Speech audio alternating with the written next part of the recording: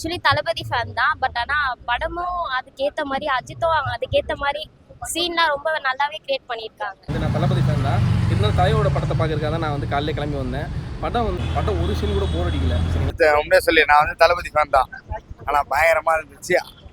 சொல்ல போனால் அல்டிமேட்டாக இருந்துச்சு. ஆக்சுவலாக நான் ஒரு தளபதி ஃபேன். பட் இந்த ஒரு படமே செலிப்ரேஷனாக நல்லா இருந்துச்சு.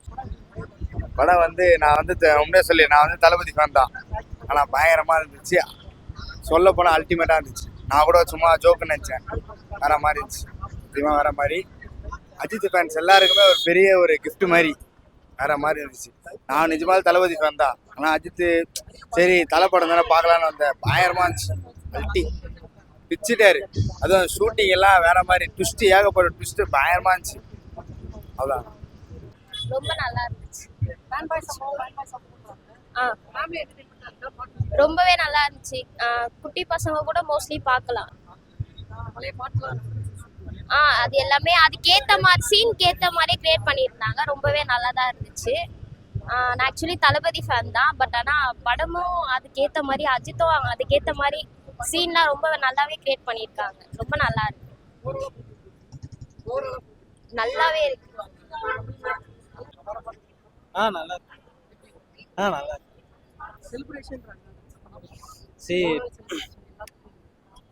ஃபுல்லாக கிளாப்ஸ் தான்.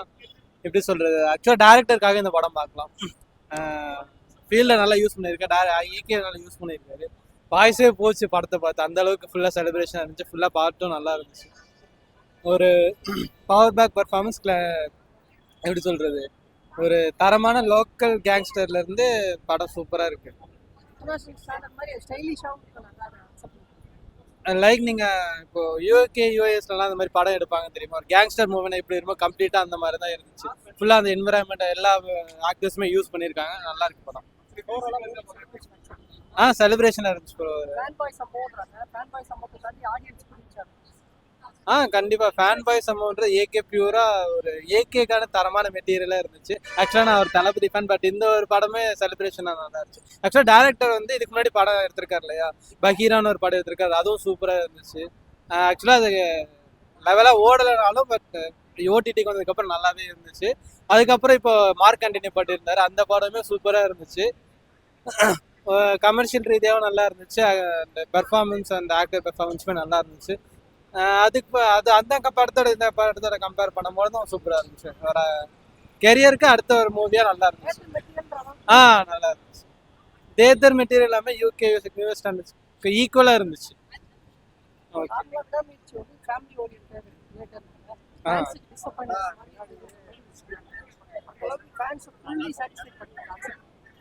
கண்டிப்பாக பண்ணலாம்.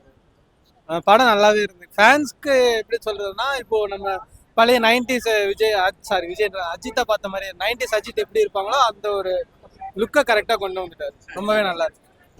தேங்க்ஸ்.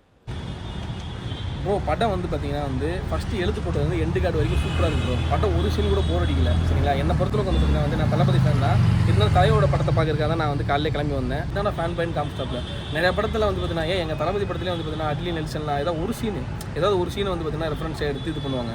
இவர் படம் முழுக்க எடுத்து வச்சிருக்காருங்க. 64 படம் அவர் நடிச்சிருக்காருங்க. 64 படம் உள்ளே இருக்குது.